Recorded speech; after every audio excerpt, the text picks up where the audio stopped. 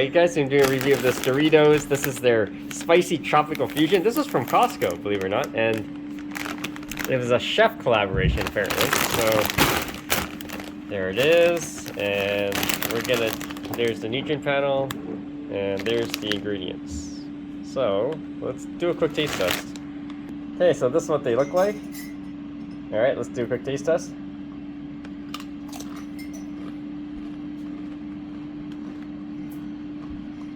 Okay, it's really strange. It tastes like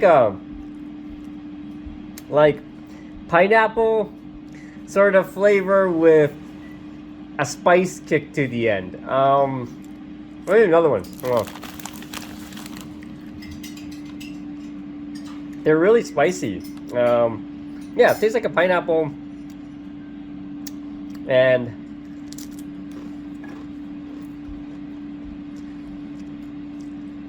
tastes like charred pineapple. That's exactly it with like tomatoes.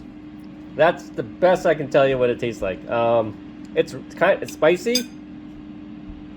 It's not overpowering, but the spice hits you at the end.